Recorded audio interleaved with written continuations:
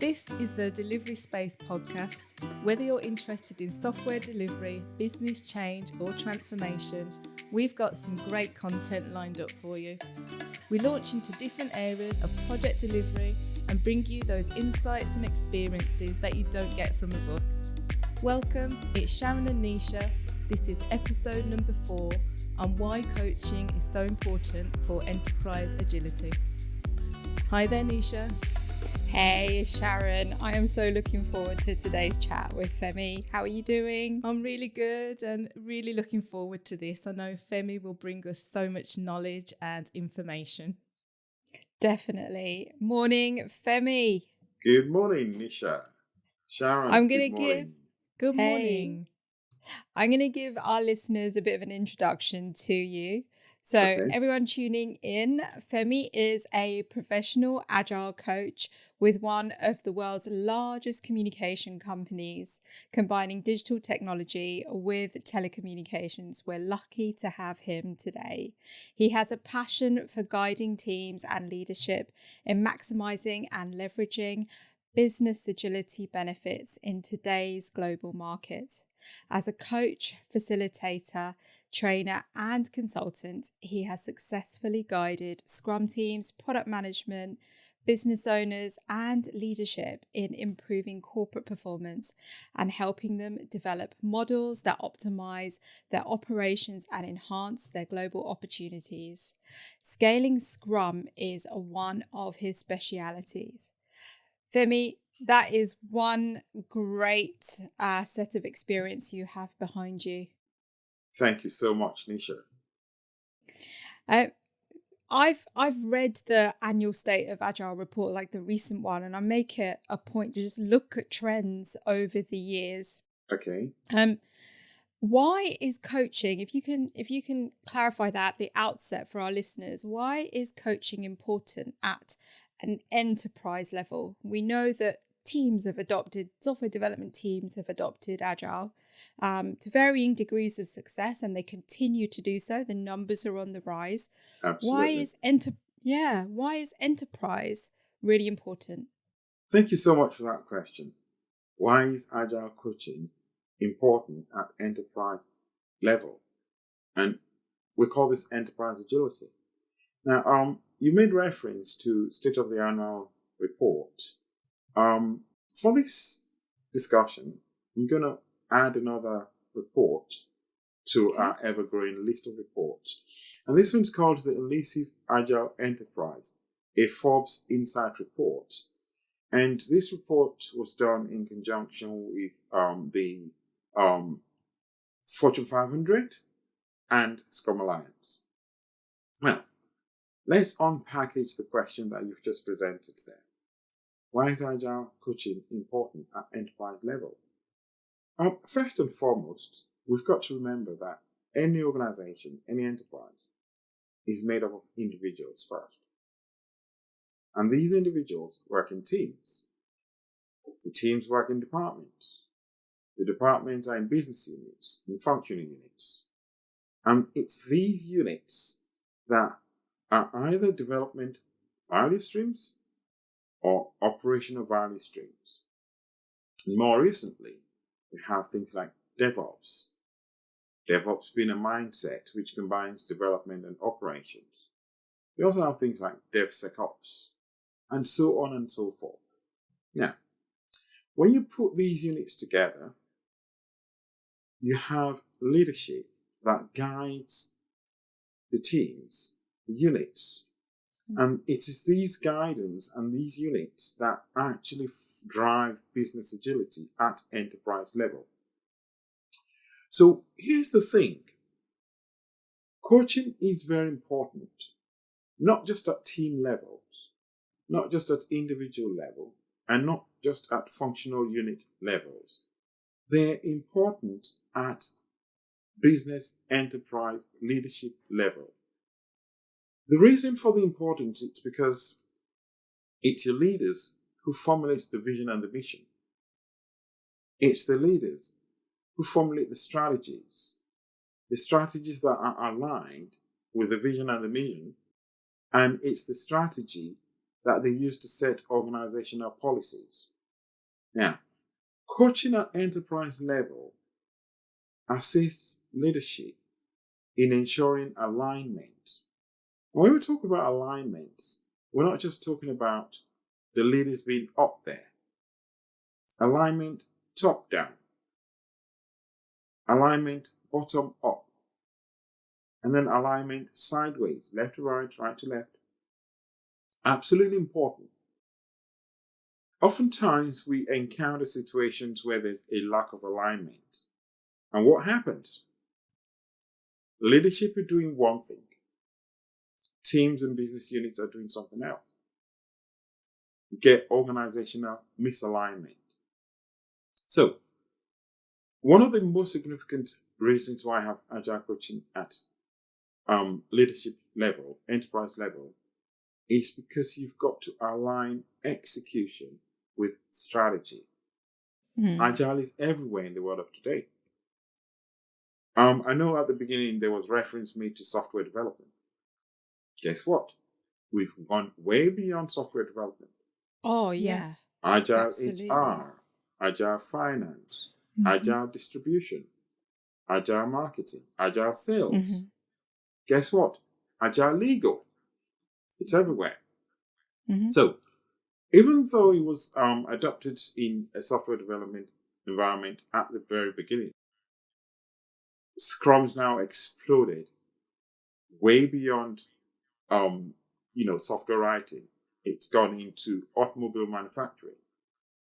Okay, now, the Elusive Agile Enterprise Forbes Insight Report surveyed more than 1,000 C-level executives around the globe, and they focused on a range of industries. What the report shows is an increasing importance of agility as an organizational approach and how organizations explore end-to-end agility in this highly competitive world.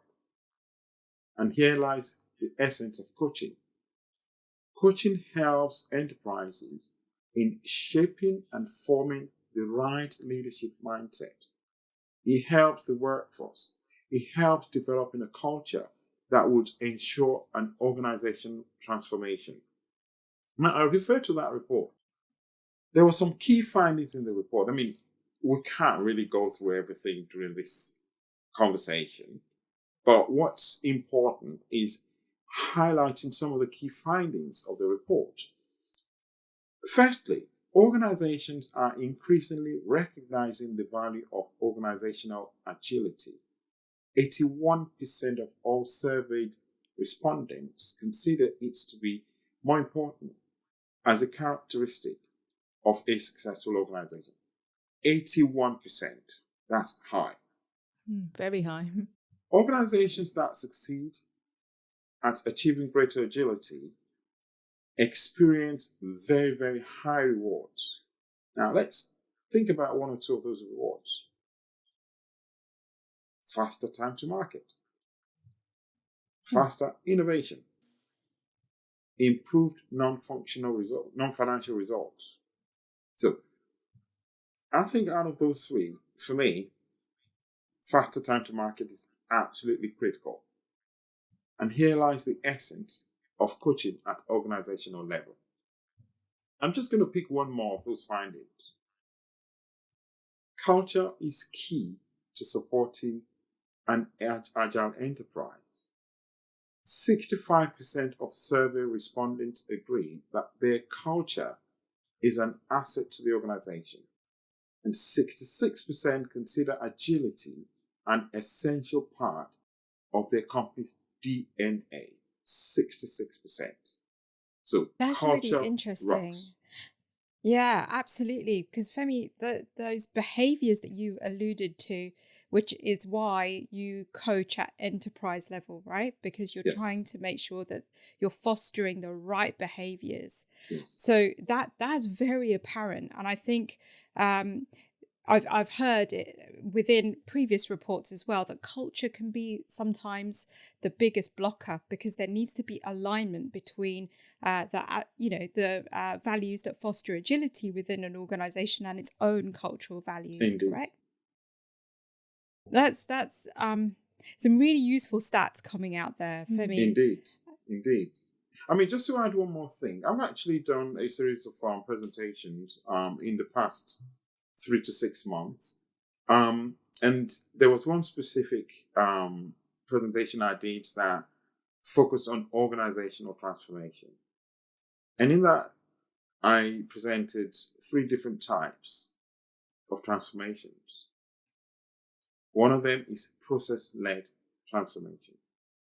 So, organizations focus on processes. Let's just use Scrum. Some organizations, all they do is bring in roles. And those roles, such as a Scrum Master, a product owner, and developers. Doesn't matter what level of expertise or proficiency they have.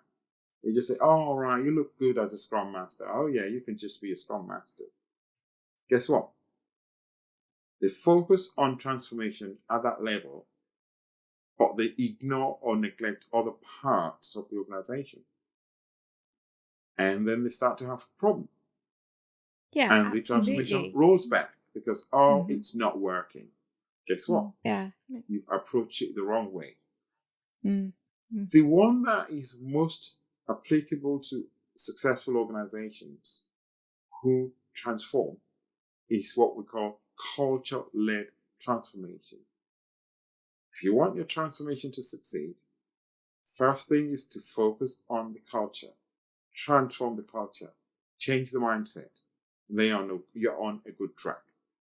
And when we talk about culture-led transformation, that's where we talk about coaching in a business agility setting. And I think I like it. Yeah, I've seen that firsthand, what you've described there, Femi, where people have brought in those different roles, but there's various parts of the business that just didn't understand, and weren't able to change their ways of working. And it was the whole cultural and the mindset aspect that you've just described there. So I completely understand what you're saying. Thank you. Thank you. You can have like a Scrum Master, right, applied to brought into a discrete team within a software development arm, and they can work on projects, and that's great. But the moment they start hitting other and impacting other functions within the business, that's when I think the burden of putting transformation on a small number of teams or a single team, it's too great without fostering the overall behavior. Absolutely. Yeah. Go for it, Sharon. So Femi, I'm guessing there are many different styles of coaching that can be used.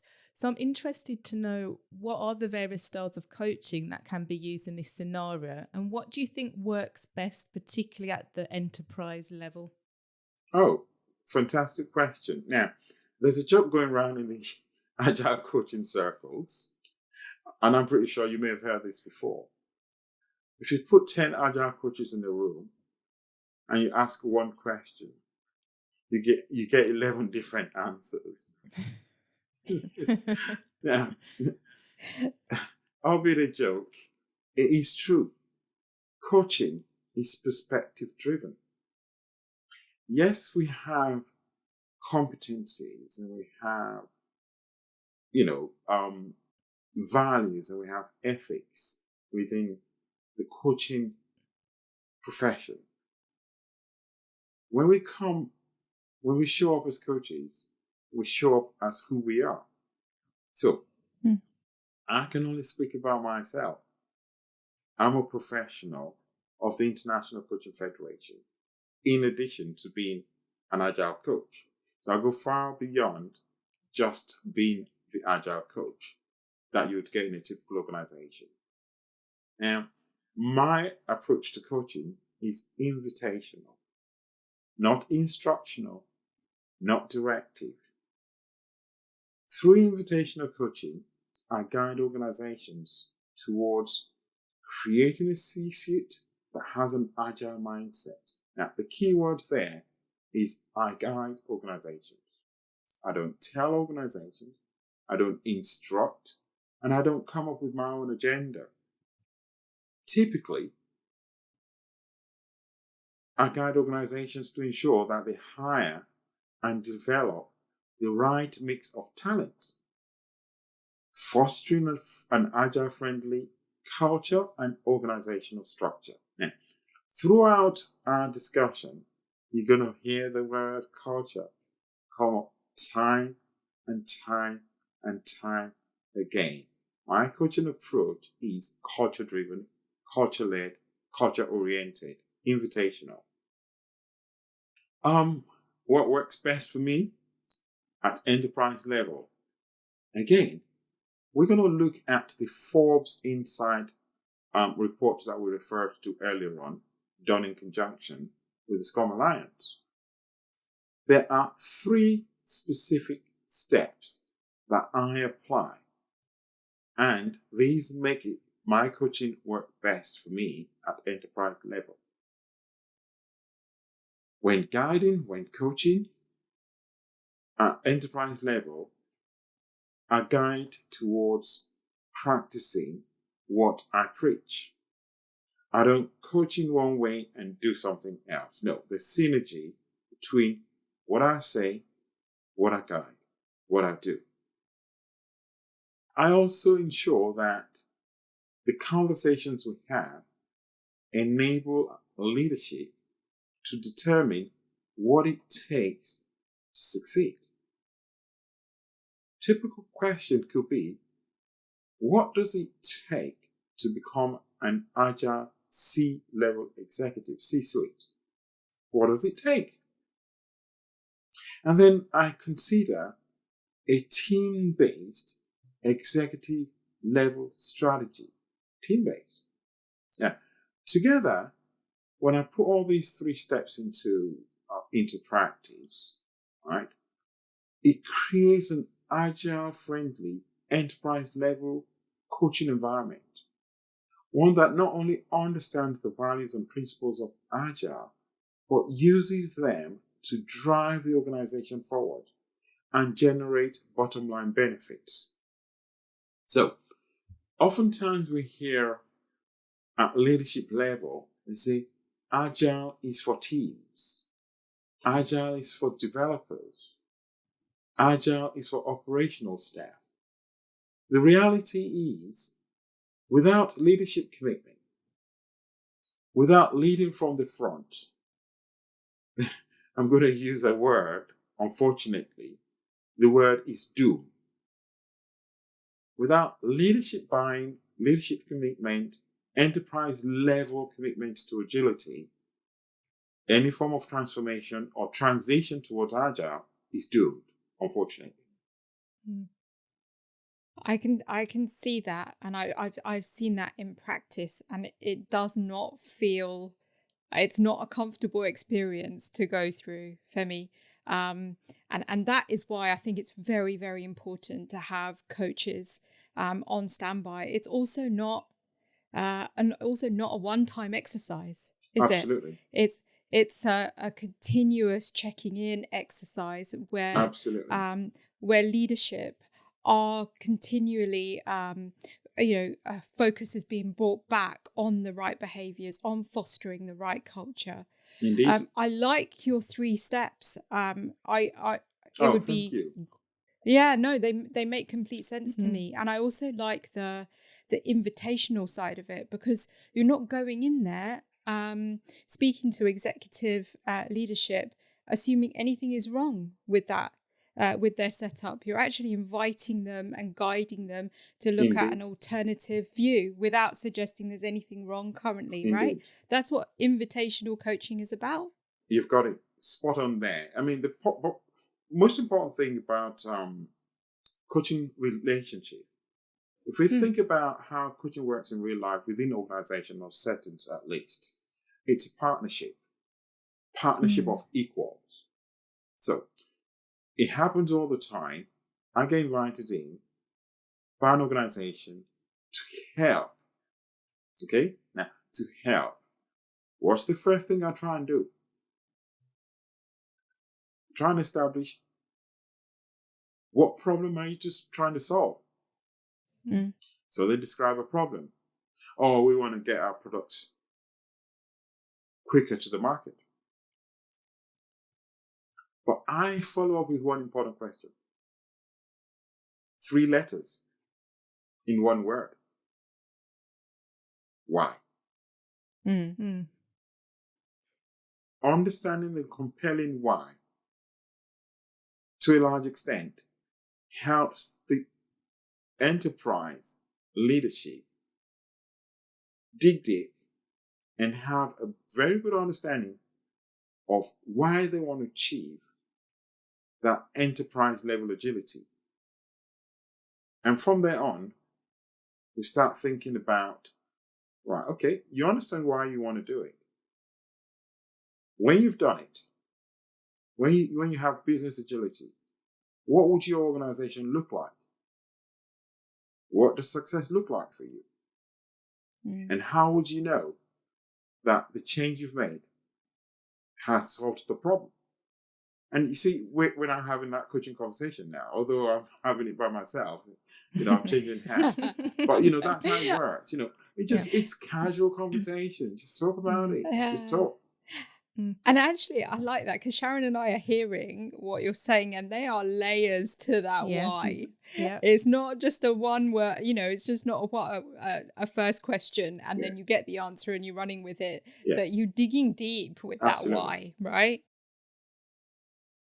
When you start off with this coaching partnership, Femi, Yes. and you enter into it with the exec, what are the main challenges that you've experienced?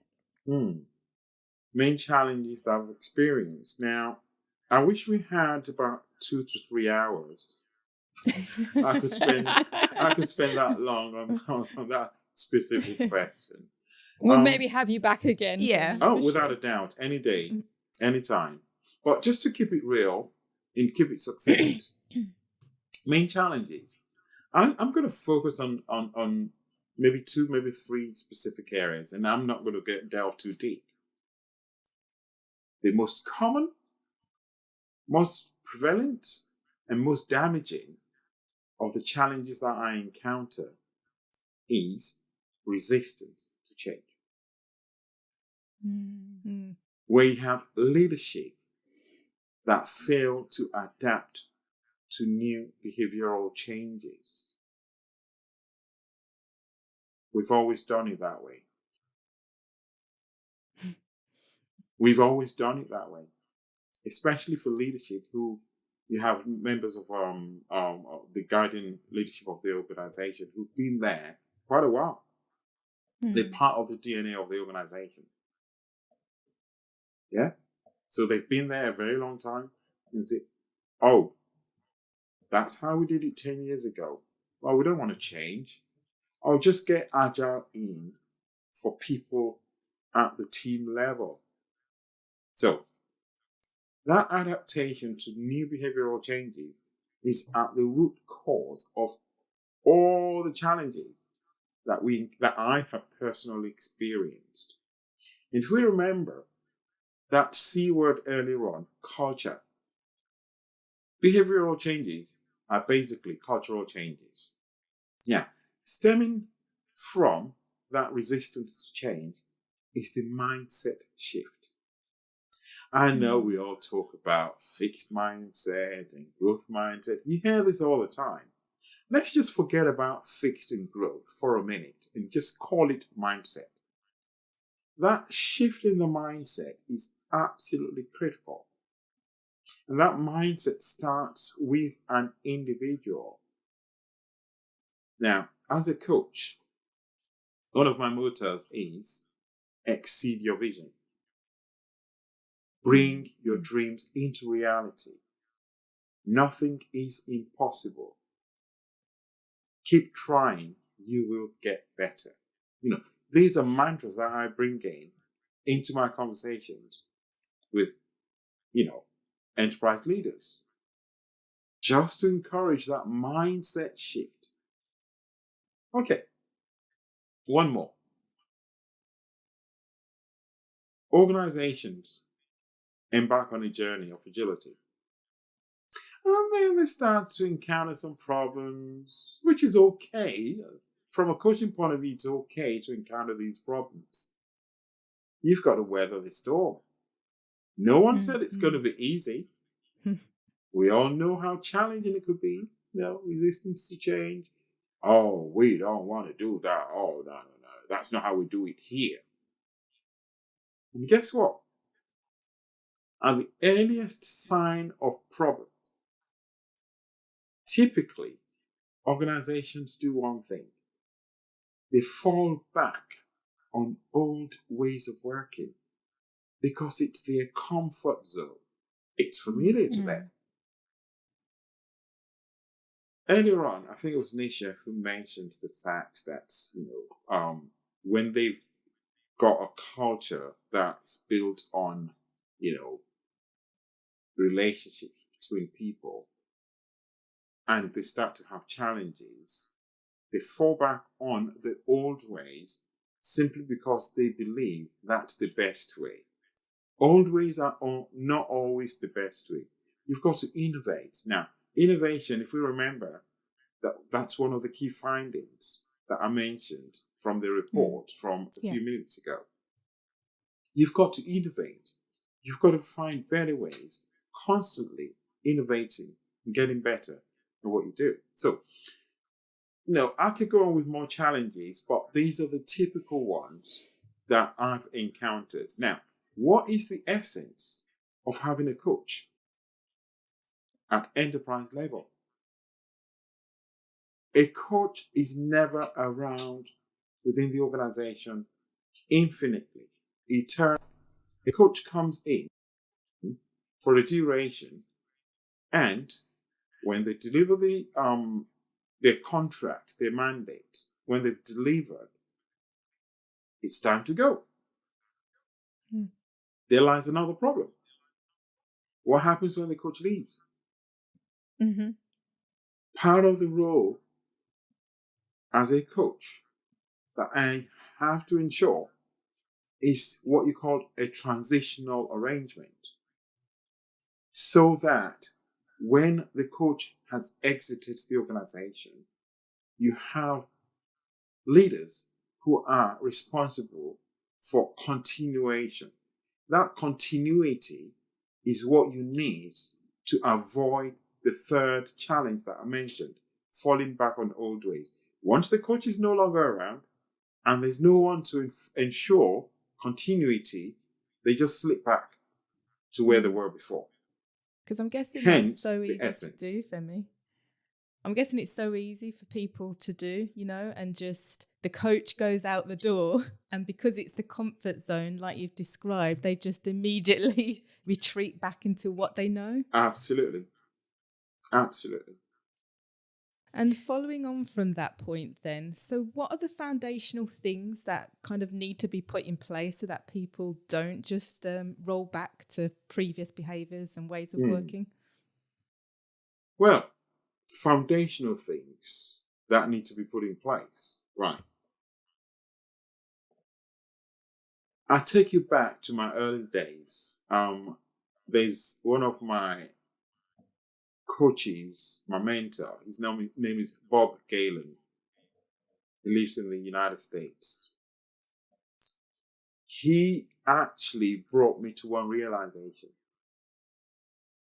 Coaching leadership of an organization is different from coaching team members. I latched on to one guidance he gave me in my early days of coaching. Meet leadership at the level where they are. You have to speak their language. You have to meet them where they are, rather than coming with preconceptions. Oh, managing director, I have made an observation that in this enterprise, you're doing things wrong. Oh, no. Wrong approach. Meet them where they are. Secondly, frame coaching language and style in an acceptable manner. Coaching is conversational, and coaching is language. Speak the language that makes it acceptable to them. There's a different way we speak with team members in a coaching conversation. But when we pivot to executive level, we frame it differently. Now, here's another thing. I've learned not to bash leadership with Agile. Our leaders don't care so much about Agile. I learned not to be a purist, not to quote textbook, but just apply basic psychology. Now, at the early part of our conversation, I dropped in why. If I was speaking to a leader, I probably wouldn't just say why. Probably say, why might that be? What would that do? And when that happens, what next? So, basic psychology, engaging conversation, flow, challenge and response. I guide leadership with tried and tested ways of easing a transition. There are 4 suggested ways. Now, again, I'm not going to go into too much detail about it, but, just keeping it high level. Yeah. As part of my coaching approach, I guide leadership of an organization to firstly, make sure they invest in training. The biggest detractors of organizational agility are long-time employees, people who've been comfortable in their comfort zone, people who are staunchly resistant to change. But with the right amount of training, coaching, they get to see the benefits of adopting a different mindset. Now, another approach is to identify business needs ahead of time. How do we do that?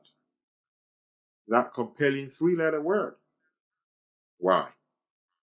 To avoid a false start, organization leadership should first assess what they want to gain from Agile. Is the objective customer satisfaction as competition mounts? Or is the goal to reduce the risks of a project failure? Now, Can we I don't ask, have answers. Femi? Yes, Nisha. Yeah, could I ask, when you are approached by an exec team or there's an opportunity for you, how is the ask framed by leadership? That was really interesting for me to know. Would they approach you to say, we want to be able to foster Agile as a way of working, or and list the outcomes that they're looking for, or do they approach you with more cultural change aspects that they'd like to foster? How do they express their need to you? The reality from experience is right at the outset, they don't know. And that's what why I they wanted need to a bring out. coach. Yeah. If they knew, they Yeah. wouldn't need me. Exactly. Exactly. Sometimes organizations would say things such as, we want to adopt Scrum. And the first question is, why? Why? Why do you want to adopt Scrum? Yeah. So we have the conversations in a non-critical manner, in a guiding manner. Now, there's something specific about what I've just said when an organization says, we want to adopt Scrum. Now, without understanding why, and taking the organization down the road of adopting Scrum, they may well be adopting the wrong framework. Yeah. Maybe all they need is Kanban. Maybe all they need is lean. Mm. But maybe one of the executives was in a social setting with a co-executive of another company. And maybe that executive was singing all the glories of how Scrum is working for their organization. Productivity is increased. Employees are more satisfied. Faster time to market. And so on and so forth. Everything's fine. And then this executive scratches their head and says, sounds great. I'm going to adopt Scrum in my organization. And then get a coach in and say, Coach Femi, I want you to implement Scrum in my organization. I can see that happening, Femi. I It can happens all definitely the see time. that. Yeah. And then I'll ask the question, why do you want to implement Scrum? And then explaining, all right, yeah, okay, Apex company is using Scrum, and this has happened there, and that's happened there.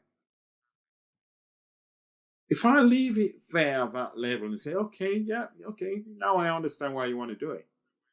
If I leave it and just run with that explanation without progressing the conversation, then I will fail in my professional duties as a coach. So the next question is, and when you've embraced Scrum and you're practicing Scrum, what problems will disappear?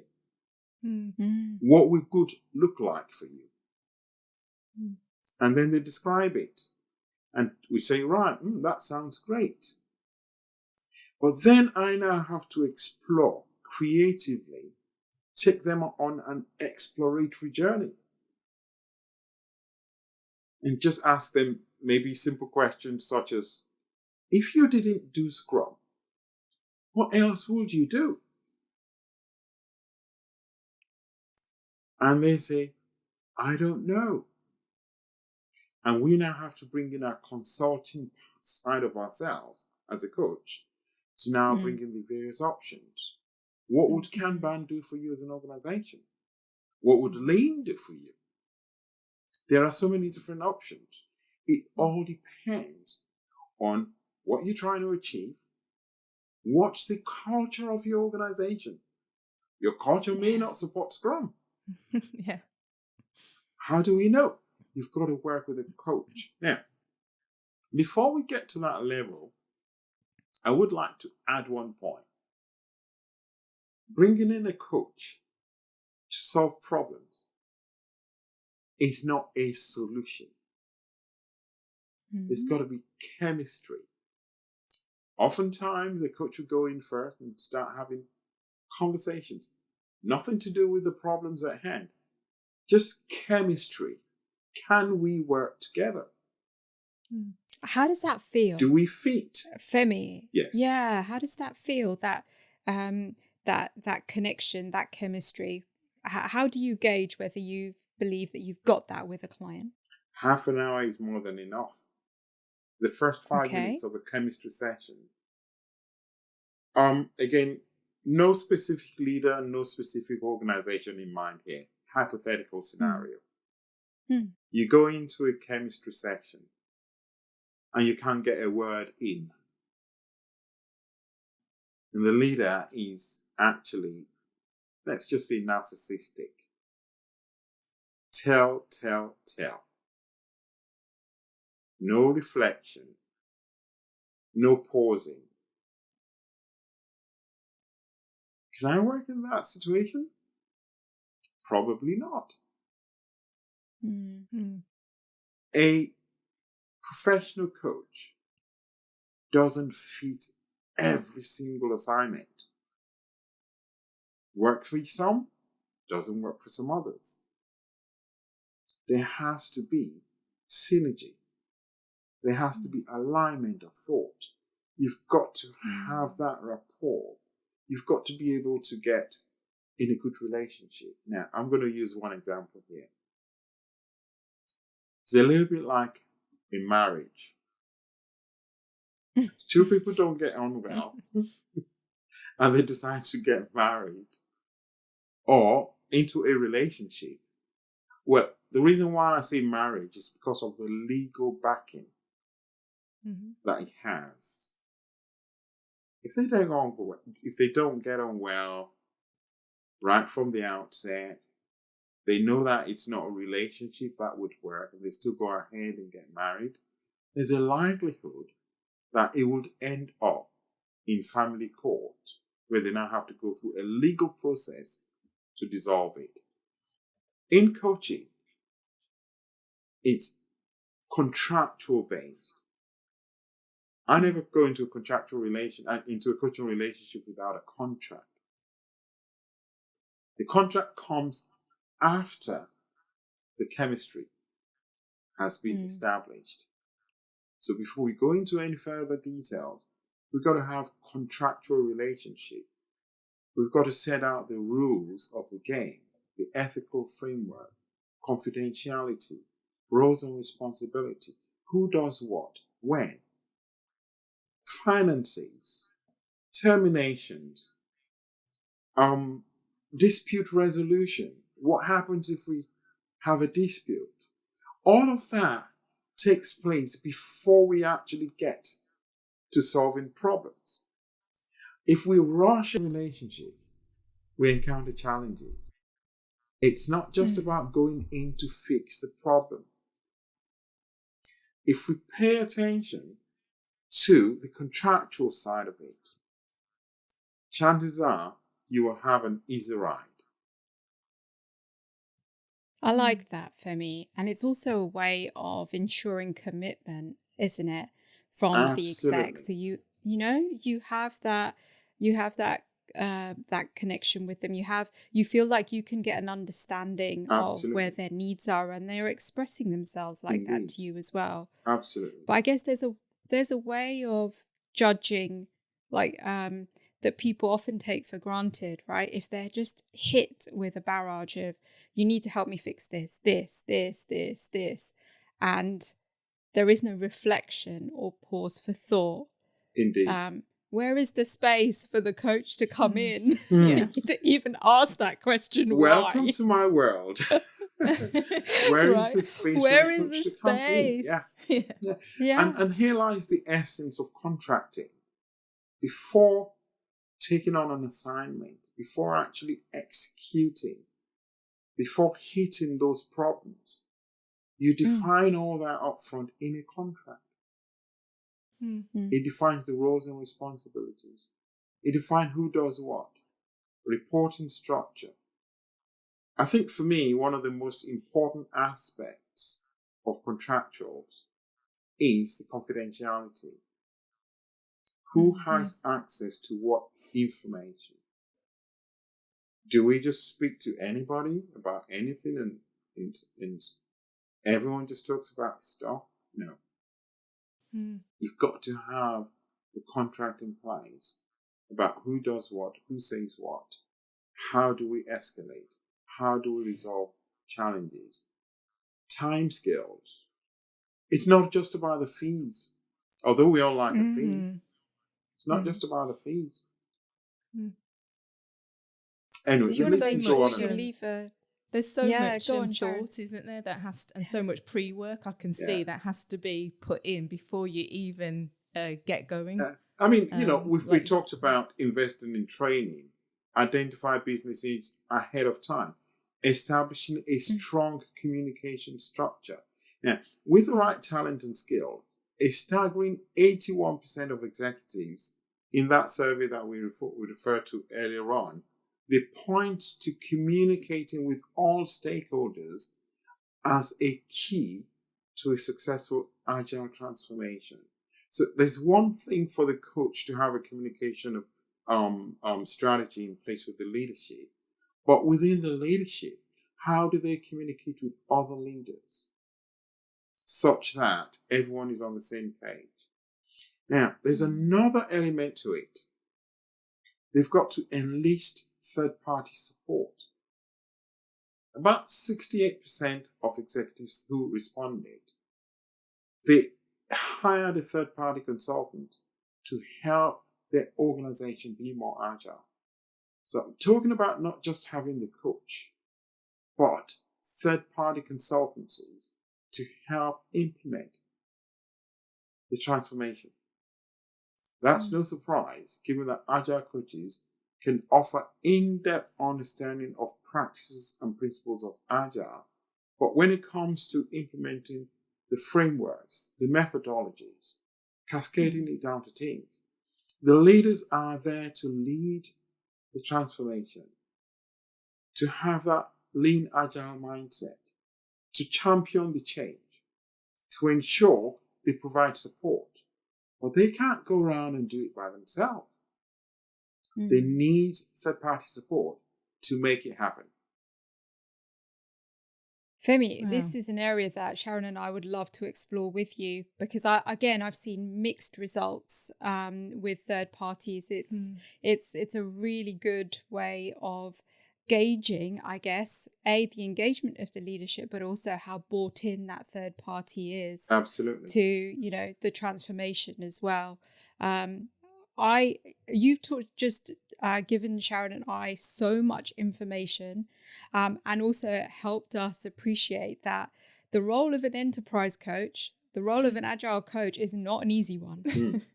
For sure. There's so many aspects that you've drawn out there, Femi. Yeah. Particularly, asking the question why, and the approach that you take, and the guidance. There's so much to it. Indeed. Femi, what would be your key takeaway? From what specifically? From the conversations that we've kind of had today. Yeah. Is there anything key that you want to draw out? So, key things. Number one, I need to continue with my coaching stance. I mentioned invitational coaching earlier on. That should never stop. But I also need to add to that neutrality. Neutrality. What do I mean by that? In respect of what? I have no affiliation with any Agile framework or any loyalty to any specific Agile way of working. What best works for an organization is a unique way of working for that organization.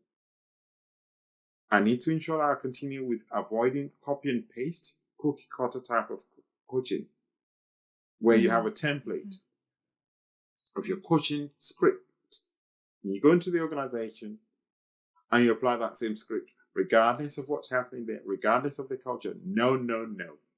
Again, being self-aware of that is very important for me, that I continue with that non-specific framework of approach. A key takeaway again is, if we remember the Agile Manifesto, individuals and interactions are preferable. We're not saying that they are better or the only way. They're just preferable over processes and tools. And when we look at individuals and interactions, when we unpackage it, we're pointing to culture,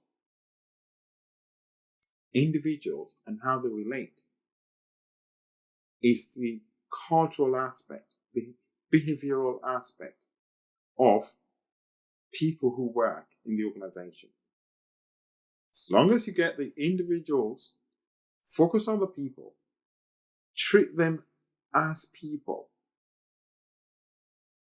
you have a very good chance of making sure that your business agility succeeds. Now, again, when I reflect on foundational things that need to be put in place to ensure that fallback that we discussed earlier on, I guide organizations to make sure that they have a learning and development. Now, that's another key takeaway from me. L&D, let's call it L&D. You need a strong L&D function that will support the transition on an ongoing basis. You don't just train business analysts to become product owners. You don't just train project managers to become Scrum Masters and leave it there. They become lifelong learners, continuous development. Who tracks that continuous development? You've got to have a learning and develop L&D function that ensures ongoing development. They need to have a basic transformational transitioning model. Transformational transitioning model. And this ensures that there's commitment, buy-in from the executives, and this would ensure that continuity. So, we've talked about culture, talked about continuity, and the last C that I'm going to add as my takeaway is commitment.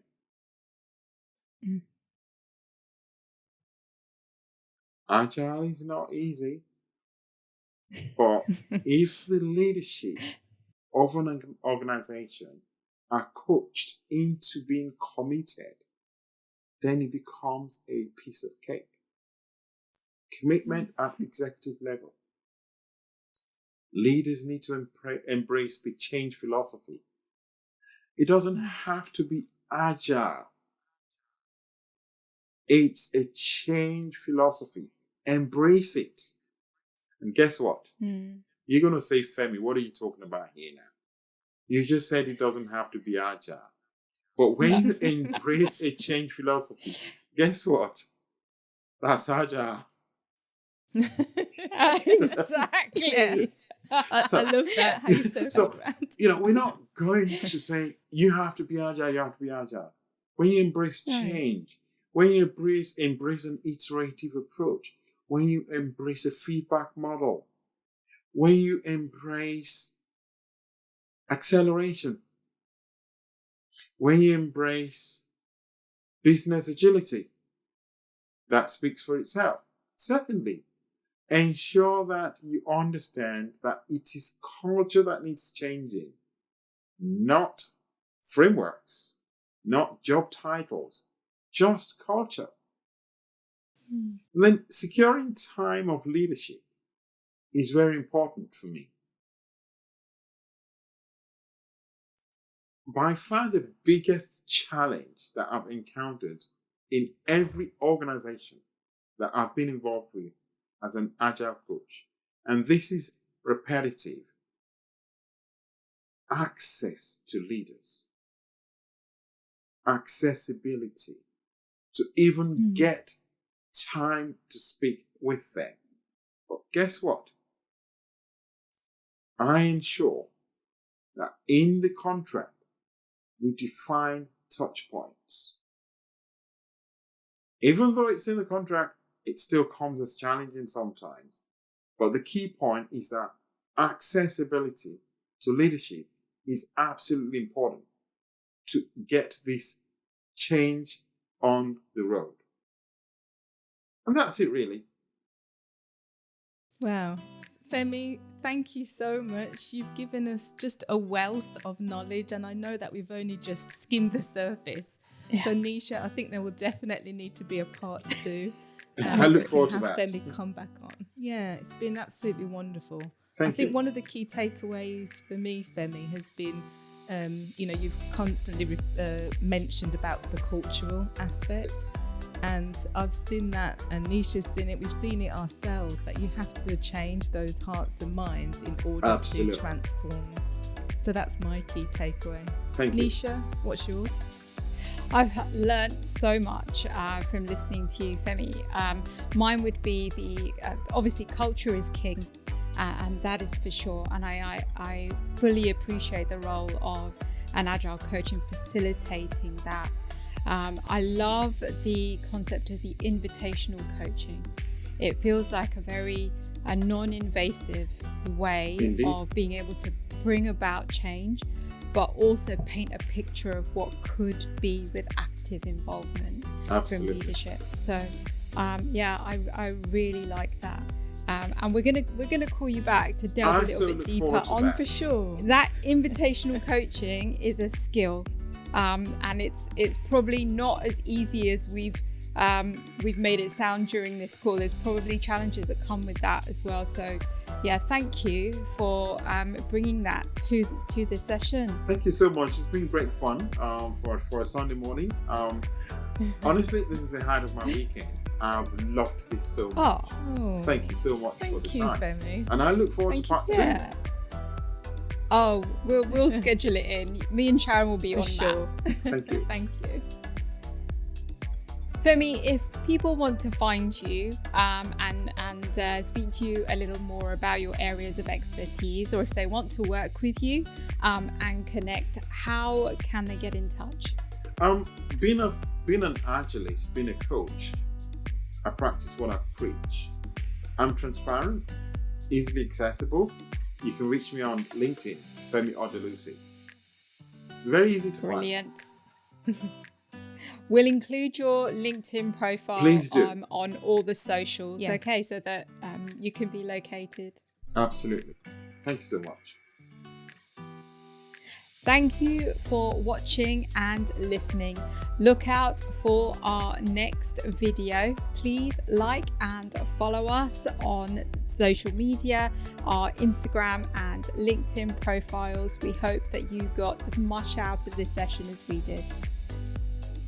Thank you. Thank you. Thanks, Femi.